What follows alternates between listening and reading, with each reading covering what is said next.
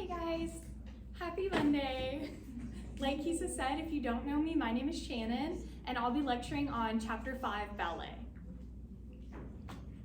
So first we can get into what is ballet. So ballet is a codified classical dance technique that emphasizes alignment, turnout, and pointed feet. It's known for its technical rigor and grace. When you have a ballet, it might follow a narrative, in which case it's called a story ballet, or it might have a more abstract structure in case it's called a plotless ballet. So ballet was actually created in Italy during the Renaissance era, but it was codified in France, and it is incorporated into other dance styles like jazz and modern dance. So a really quick definition for you, since we've used the word codified a couple times. When you codify a dance style, you give it a specific movement vocabulary. So specific steps have specific names, and there are many different styles of ballet, but those step names are typically consistent across all the styles. As far as characteristics of ballet, I wrote an undergraduate thesis on ballet, and when I did so, I identified personally 6 characteristics, which are turnout, flexibility, fluidity, verticality, artistry, and musicality. You won't be tested on those, but those are just some characteristics I identified from my own personal experience and also from the textbook you're working from. Just a little bit more about ballet.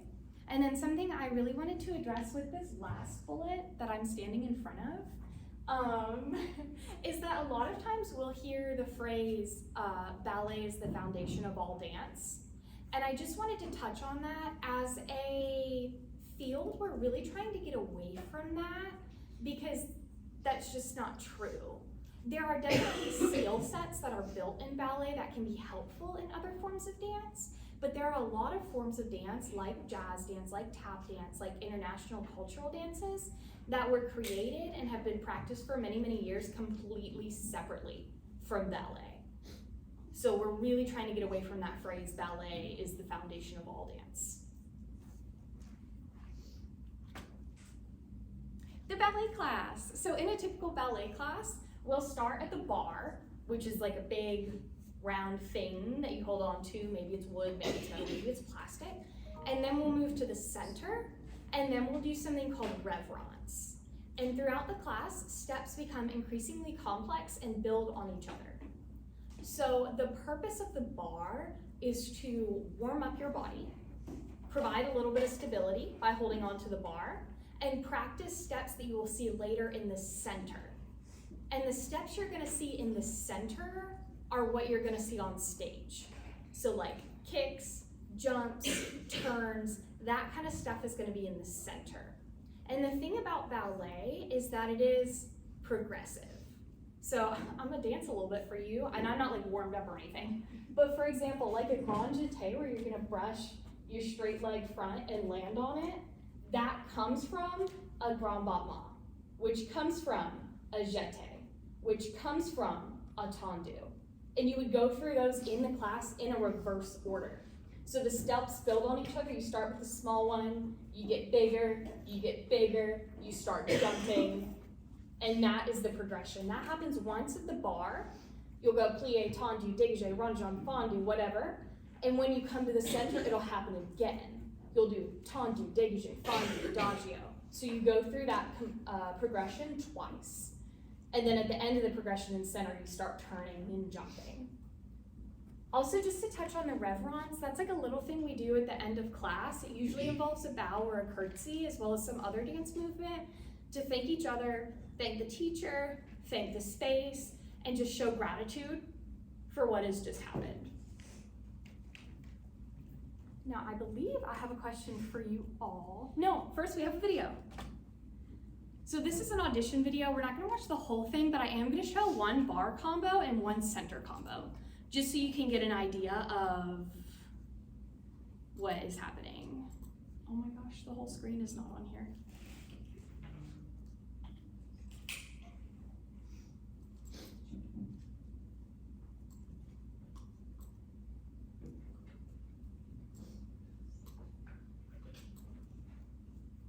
That's okay. Okay, question for you all, since our video isn't working. Can anybody raise their hand and tell me how many positions of the feet there are in ballet? Yeah. 6. Oh my gosh, I'm so glad you said that, because there are 6. So we have our basic 5 that most people are familiar with that exist in the turned out positions.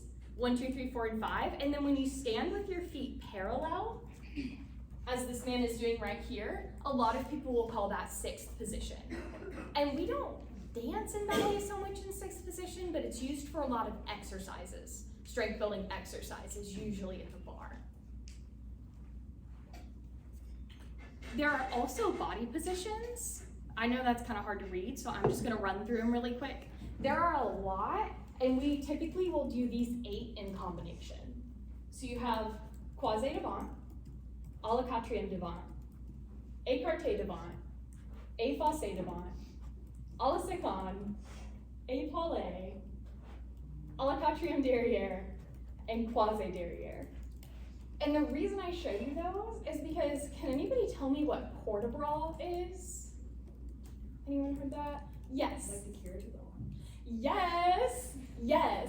And there are port de bras associated with the feet. So like first position, second position, but those will vary from style to style. And I didn't show you those because typically in my experience, port de bras is gonna come more from the body positions. So rather than someone saying like, stand in fifth and put your left arm in first and your right arm in second, they'll just say croisé devant, and you know that this is here, or it's here. They'll say à la seconde, you know that this is here. So port de bras is gonna come a little bit more from body positions. Speaking of port de bras, I was gonna take you through some port de bras really quickly. If everyone just wants to stand up, you can like be right at your desk. You don't need to. Find some space. We're gonna do some ballet. So I am trained in a method of ballet called Vaganova, which is the Russian school, and our Vaganova port de bras are numbered. So like my teacher can stand at the front of the room and she can say, do third port de bras, and I know what third port de bras is. And we do those numbered port de bras in our reverence. So everybody just follow along, it's gonna be super fun. We're not even gonna have to bend at all. You don't even have to do your feet. But we're gonna go out, in, up, and out. That's preparation, right? So now this is first port de bras. You're gonna go down, you're gonna go all the way up, oh yeah, and you're gonna open out. Between each port de bras we prepare, so we're gonna go down, we're gonna go center, and we're gonna go one arm up. Over to the side, this is 2. You come through the center, and you prepare again. Open to the side. 3, you don't have to bend, but 3 is gonna be forward and backward. Over to the side, close. We prepare again. 4th is gonna swim through this way. Yeah, so your top arm is going to the back, your side arm is coming to the front. That's 4th port de bras. We prepare one more time, and 5th port de bras is a circle. Yeah, good job. Y'all can sit down. There is a 6th. 6th is like really hard and it takes like a lot of space, which is why I didn't take you through that, but there are 6 Vaganova port de bras. And these are some Vaganova students. So, point shoes. Point shoes were created in the early 1800s during the Romantic era, and they were premiered in the ballet La Sylphie, worn by Marie Taglioni.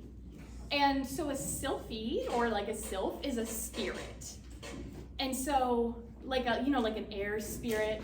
And so by wearing the point shoes, they allowed dancers to kind of like glide across the stage. And that was really important in this ballet because the dancer was supposed to be an air spirit. So that gliding, otherworldly quality was really important to this ballet. Like I said, the purpose was to create the illusion of weightlessness. And since we're talking about the Romantic era, the point shoes enhance those ideas of the otherworldly or the supernatural, and also ideal femininity. So as point work has progressed, all female identifying professionals today in a ballet company, like a New York City Ballet or an ABT, are required to be on point. They won't always dance on point, but they all can dance on point. And a fun fact about me is I actually fit point shoes for 2 years. I worked dance retail. So I was just gonna take you through the anatomy of a point shoe really quick. This whole chunk right here is called the box. It is completely hollow.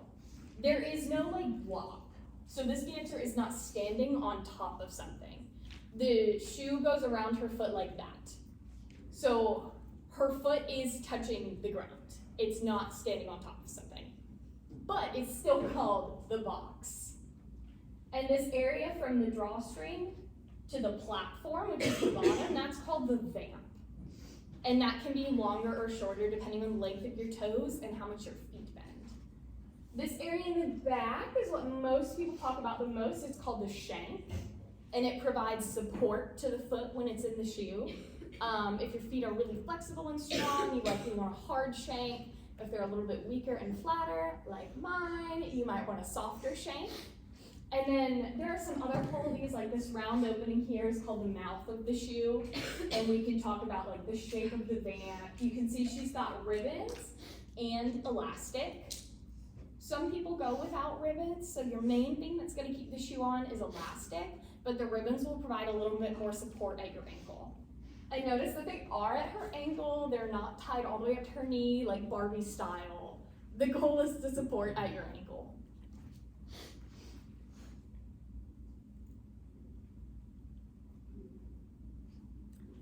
So running through the ballet company hierarchy really quickly. Separate from the dancers, we have the artistic and executive directors. The artistic director, think like artsy. So they're gonna make decisions on what ballets are done. They're gonna make decisions on who is promoted. They might teach class sometimes. They might set choreography sometimes. They might have some hand in an affiliated school, but there's usually a separate school director. And your executive director, think administration.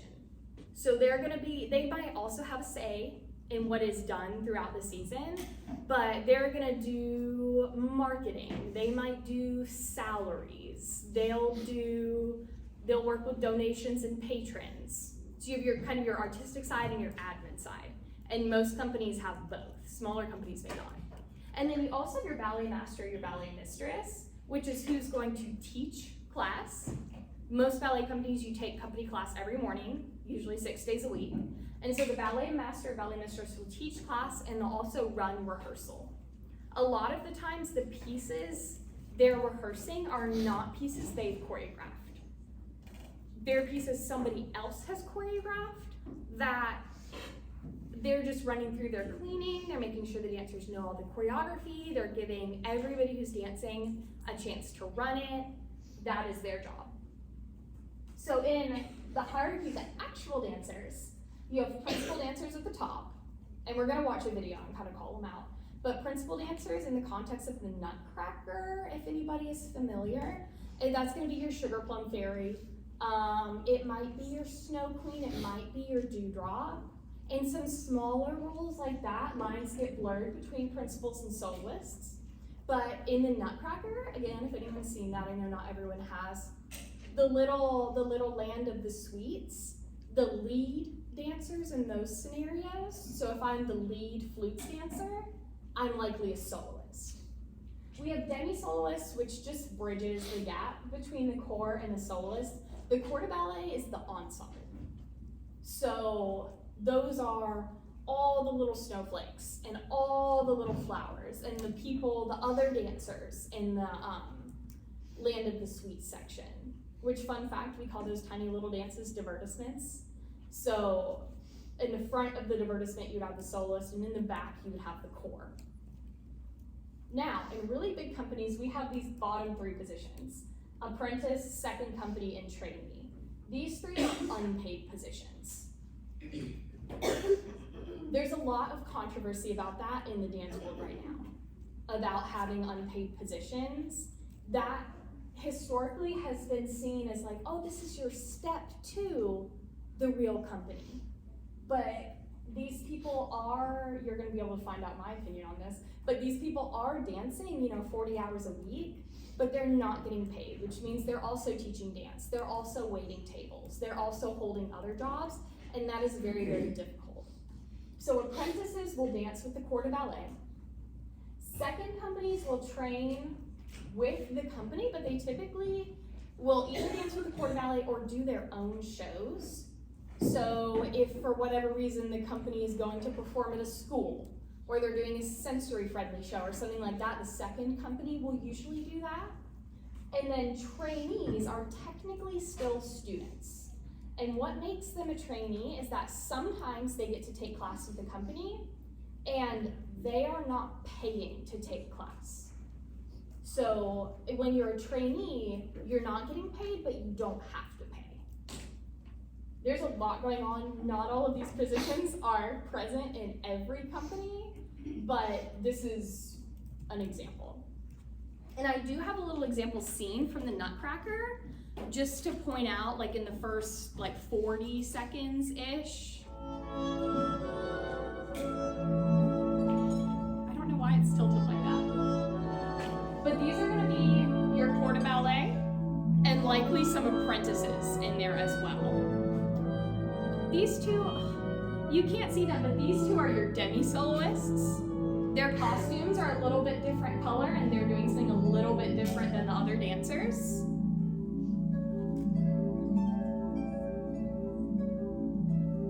This is New York City Ballet's Nutcracker, by the way, choreographed by George Malachi.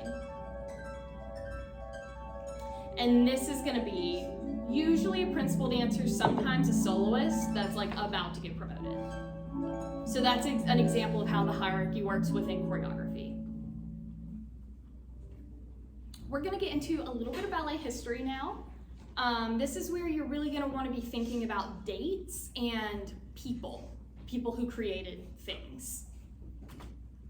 So ballet started in the Renaissance era, which is the 15th and 16th centuries. It developed from Italian court dance, and it mostly featured elaborate spectacles combining music, poetry, and costumes. And the steps were a little bit closer to a very graceful, very refined social dance than they were to any kind of ballet we're seeing today. So in 1459 Italy, people were not doing split leaps. It was very much,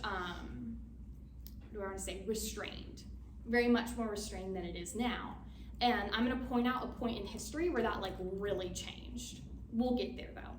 But from Italy, this lady named Catherine de' Medici married some royal somebody in France, and when she moved there, she brought ballet with her.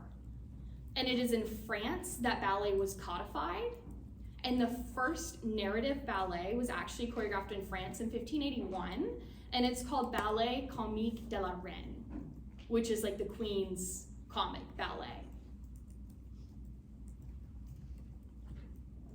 From there, we move into the Baroque era in the 17th century or the 1600s, and this was a big time for ballet. Lots happened in the Baroque era, and we would be remiss if we did not talk about King Louis XIV, who is sometimes called the Sun King. He used ballet to assert authority in the courts. So if anybody can think back to our first week and our 5 reasons for dancing, can anybody tell me what reason he was dancing for? No, not quite, but close. Political. Yes, who said it? Perfect, redemption, it's all good.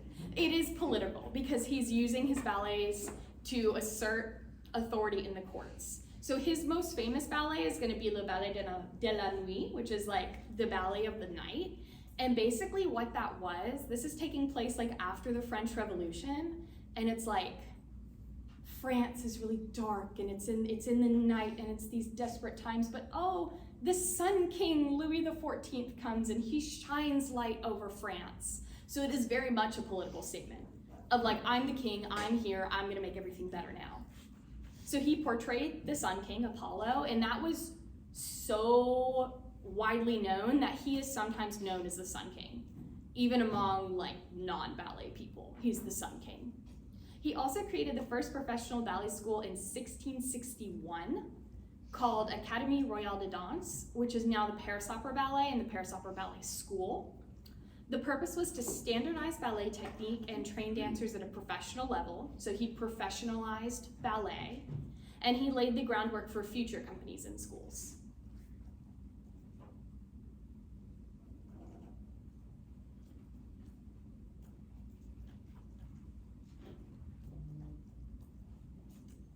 So when we talk about ballet being codified in France, that was done by Pierre Beauchamp, who delineated the 5 positions of the feet. Number 6 was added a little bit later. Delineated the 5 positions of the feet, and he also introduced the concept of turnout, which is, if you remember, one of my identified pillars of ballet. Turnout allows for a greater range of motion, like in your hips, than if you were turned in. And it also allows for easier sideways movement, so it improves your agility a little bit, which when you get to people like Balanchine, who we'll discuss in a minute, super important to be able to move at that speed. You've got to be agile. Also during this time, ballet moved to the proscenium stage, which you can see a diagram of right here. And the purpose of ballet changed from political to theatrical. The reason being, if you can see, the house, the audience, became really separated from the stage versus like we are dancing in the ballroom of a palace and there are people around on all sides and people are coming in and out of the dance. The proscenium stage really separated. These are the dancers and this is the audience.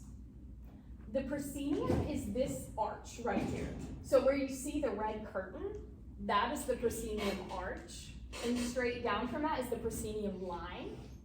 In front of that is this place called the apron, and usually you don't go out on the apron in ballet because they don't floor that part with the correct floor. Usually the floor that we want to dance on is in that square back behind the proscenium line.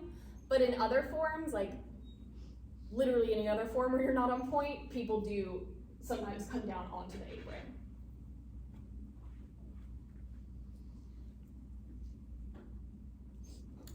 Also in the Baroque era, like I said, Baroque was a really big era for ballet.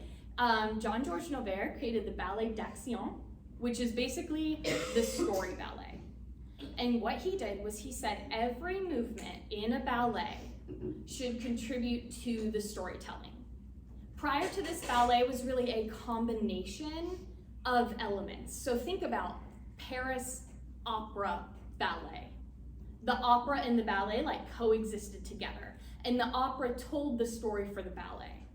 So people would sing to tell the story, and they would speak to tell the story, like acting, and then the dancing was just an interlude. But Jean-Georges Noverre said, no, we don't need the singing, we don't need the spoken word, we don't need any of that. All we need is the movement.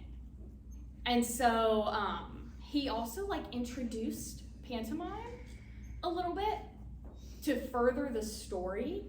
And so my little pantomime I'm most familiar with is gonna be this little round action right here means like dance. So I did a ballet once called Coppelia, and I was a friend, and the little lead lady came out and she said, all my friends, let's dance for them. So very gestural to convey the intent in a way that like that is not gonna do. So that's pantomime. It prioritized emotional clarity and movement, and it secured ballet's independence as an art form because it separated it from the opera and the theater. It said ballet can exist on its own. And an example of that might be a ballet called La Femelle Gardée, which was choreographed in 1789. Moving on to the Romantic era, which is going to be the 19th century or the 1800s. This is occurring, all of this, in the wake of the French Revolution. So the French Revolution has happened, and now we're dancing Romantic ballet. And our themes of this period are going to be love and fantasy, or the supernatural. So I've got some examples of Giselle and La Sylphide down here. And in Giselle, there are these like female ghosts, we call them willies. So you have those female ghosts in La Sylphie, that was the one with the point shoes. We've got the air spirits. So there's lots of themes of the otherworldly, the supernatural, the fantastical. We also see the rise of the ballerina, like the ballerina, with female-centered storylines. Before that, it was kind of like 50-50 and or it was more male-centered. Think Le Ballet de la Nuit, the Sun King, it was about him. But the Romantic era is where we saw the rise of the ballerina and the female-centered storylines and the kind of fame that came with that. We also again saw the incorporation of point work to enhance those otherworldly themes. And at the same time, we saw the creation of the romantic tutu, which is going to be this bell-shaped tutu, and it basically serves the same purpose as the point shoes and that otherworldly theme, and that it like sways as you move, and it creates that gliding, floating effect. So here we have a quick little clip from Giselle, and as you watch it, just watch the movement of the tutu, the female-centered storyline, and the incorporation of point work. It's about a minute long.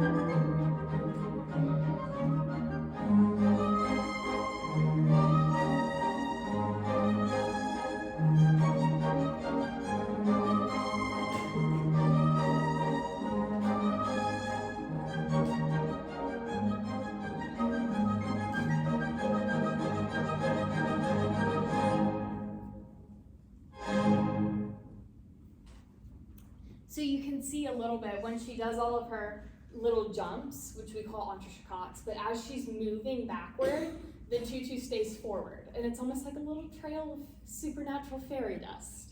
You know, that is that otherworldliness that's facilitated by the tutu and the point shoes.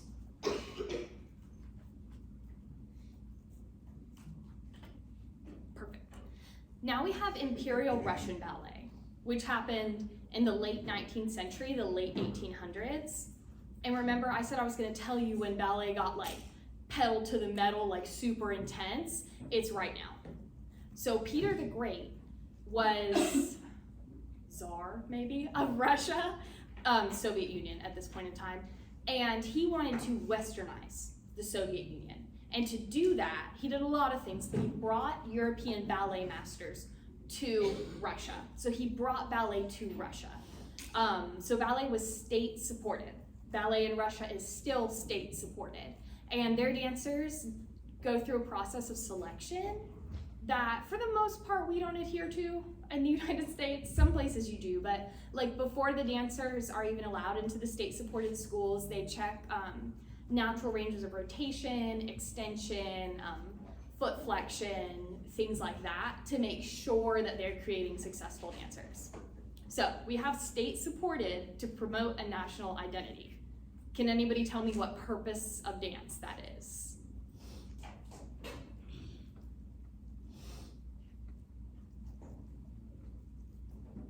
Yeah.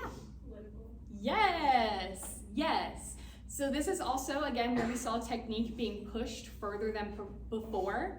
So higher jumps, more beating of the legs, more turns, greater leg extensions. The Russian dancers are really, really known for their lovely leg extensions to all sides. This dancer right here, her name is Svetlana Zakharova, and she's a current dancer, and she's really known for her like beautiful extensions. During this period, we got the renowned choreographer Marius Pettipaw. And he choreographed Sleeping Beauty, he choreographed Swan Lake, he choreographed The Nutcracker, and he made these elaborate, ornate, full-length ballets that combined a lot of elements of design. So it became a spectacle as opposed to like, if you could see in the Giselle video, it was kind of just her doing her thing and dancing. But even you can see behind Svetlana over here, you've got this set, you've got these dancers in the background that they may or may not even dance. Sometimes, now they're probably gonna dance because they got pointe shoes on, but sometimes in ballets, you'll have like character dancers or people that will sit in the back and like they won't even dance, but they help create the story, and that comes from him. He also formulated the Grand Pas de Deux, which is the dance of two. Historically, it's gonna be one man and one woman dancing together. In more contemporary ballets, we're getting away from that a little bit, and you might see like two men or two women or two people of any gender, but historically, it's gonna be one man and one woman because of the idea of love, which at this point in history, people believed to be only heterosexual. So in the Grand Pas de Deux, you have the entree, which is when the little people come on stage and kind of begin to dance. And then you have the adage, the adagio, which is the part where you have all the partnered things. So partnered turns, partnered jumps, lifts. They're not gonna dance side by side too much. And then it goes into the male variation, which is typically pretty short because y'all, the male variation is hard. It's hard. You've got huge jumps. They're expected to do so many turns. They've got lots of fast little jumps. Something really interesting is that in ballet, so-called men's music is gonna be a lot slower than women's music because they're expected to jump higher and be in the air longer or do more turns. Again, now we see a little bit less of a delineation. So like, you know, boys may not jump at the end of class by themselves anymore, the way they used to, or girls may jump at a men's tempo. So we see less of that, but that's why the male variation is shorter. So then we go into the female variation, a little bit longer. She's also jumping, she's also turning, she's also kicking, and she's likely doing some sort of like advanced, intricate point work. I was really hoping to show a video, but the screen is kind of not working with me. So to the best that you can see me, if I were wearing pointe shoes, which I'm not, but I was gonna show you Bluebird, where she does like these little hops, like on the top of her pointe shoe.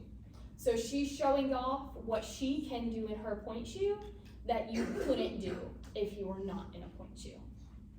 And then they come together for the coda at the end, which is the grand finale. And that's where you're gonna see if anybody's familiar with the 32 fouettes. That's gonna happen there. Even bigger jumps, even bigger jumps, usually a manège. And the dancers are gonna dance maybe side by side for a little while. And that is like the big like ta-da at the end. And usually all of this takes about 10 minutes. Sometimes 15, sometimes 7, but somewhere in there. And that was, who did that? Who created that? Yes, thank you. I appreciate the vocals. Let's see. Yes. Something about this screen, I can't scroll through the video. Absolutely not. Okay. In the early 20th century, the early 1900s, we have Diaghilev's Ballet Russe, which was formed by Sergei Diaghilev in Paris in 1909. And Diaghilev himself actually wasn't a dancer. He was like a patron of the arts, as it were. And the Ballet Russe toured internationally, and it heavily influenced ballet in the United States and Europe. And some people would even go so far as to say it revitalized ballet in the West. It pushed ballet beyond tradition, and it was really known for its like bold, abstract, provocative themes. And a great example of that, I don't have a video for you, but it is the Afternoon of a Faun. And that is what this picture is from. So if you can even just see the picture, the costume is a lot different. The angles and shape of the body are a lot different. And they really pushed ballet into what I would call an avant-garde space. We saw collaboration between artists of many different mediums. So like Picasso was designing sets, Stravinsky was doing music. There was a lot going on, a big artistic conglomeration.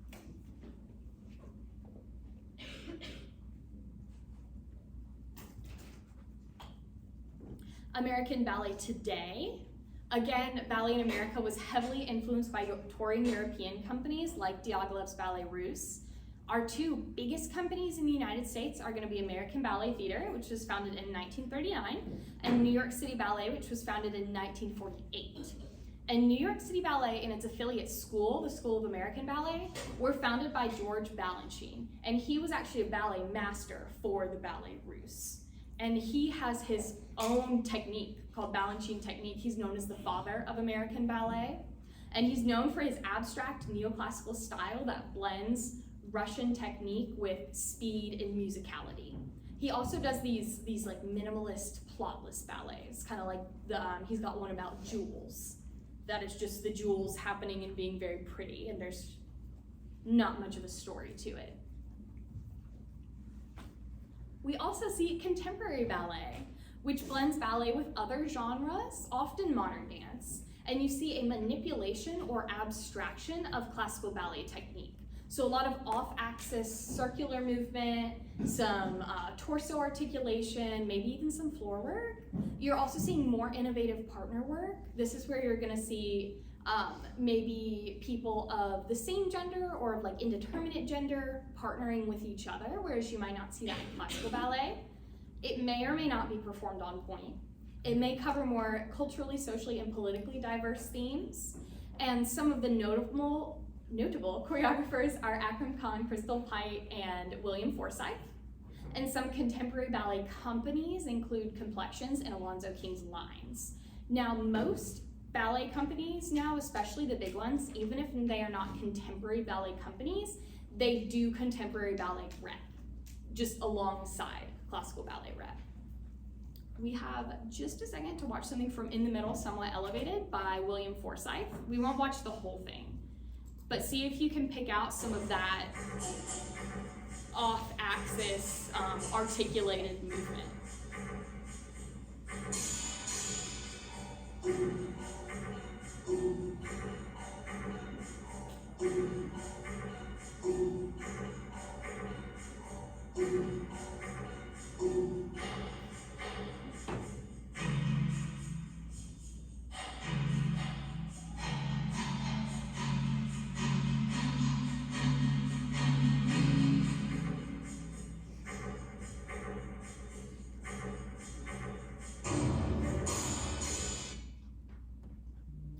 So we're gonna finish up with some current issues in ballet. And I have a lot to say, and this is very near and dear to my heart, so stay with me here. So unfortunately in ballet, there is a lot of racism, and I think a lot of us are familiar with racism as a concept, but in the field of ballet specifically, that can look like hiring only white dancers. It can look like artistic directors and executive directors being only white. It can look like casting dancers to play roles based on their race. So maybe think about the Nutcracker a little bit. And it can also look like lack of access to skin tone dancewear, which if you think about it, making your own skin tone dancewear is a huge investment in time and money and effort. Like it takes a lot of time to do that. So a lot of point shoe brands now, especially Block and Capezio, are releasing skin tone point shoes, skin tone ribbon, skin tone elastic, and that's really wonderful. And a lot of ballet schools now, instead of requiring pink tights and pink shoes, which is closer to the white skin tone, will say flesh tone tights and shoes. And also some other really important advancements that have been made lately are that in 2015, Misty Copeland was promoted to principal. The principal rank, does anyone remember what the principal rank is? With words? Yes. It's the highest dancer in ballet. Yes. So when Misty was promoted in 2015, ABT was 75 years old, and she was their first African-American female principal.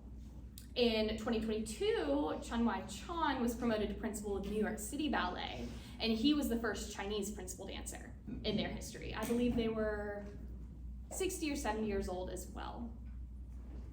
We also see cultural appropriation, which you can see if you look at that top picture right there. That stems from the exoticism that really ran rampant during the colonial era. The goal was to like make the ballets more interesting, but correct research was not done, so it was really just quite offensive, and it was based on stereotypes. Examples of cultural appropriation can be seen in the Nutcracker. There's another ballet called Ballet, which is pretty well known for its cultural appropriation, and that actually is where that top picture comes from.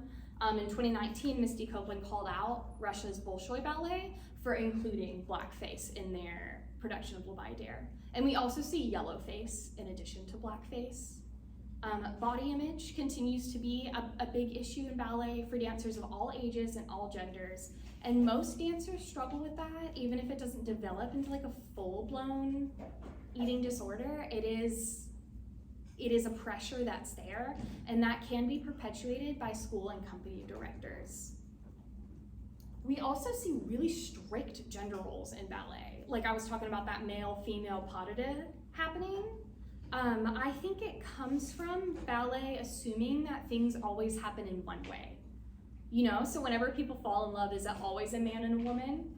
In a partnership, is the man always stronger? Do women always want to be super hyper feminine?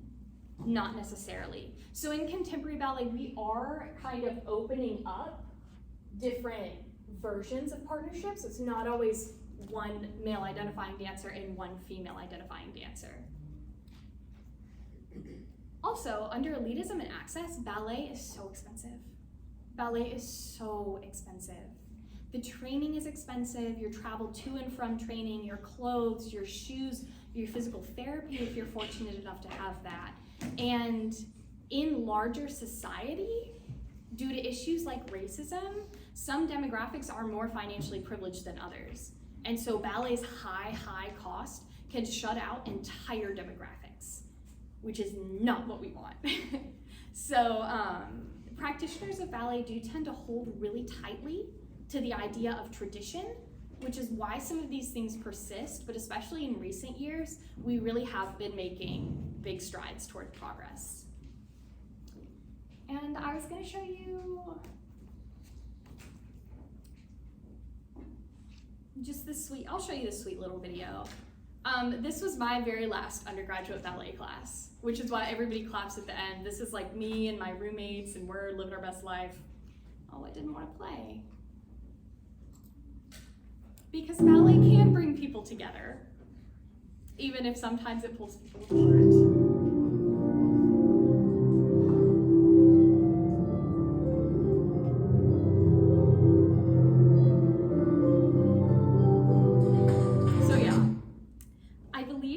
Grace is gonna come down and do a really quick little ballet demo for you guys. But thank you so much for listening and letting me yap a little bit, because I really do love ballet.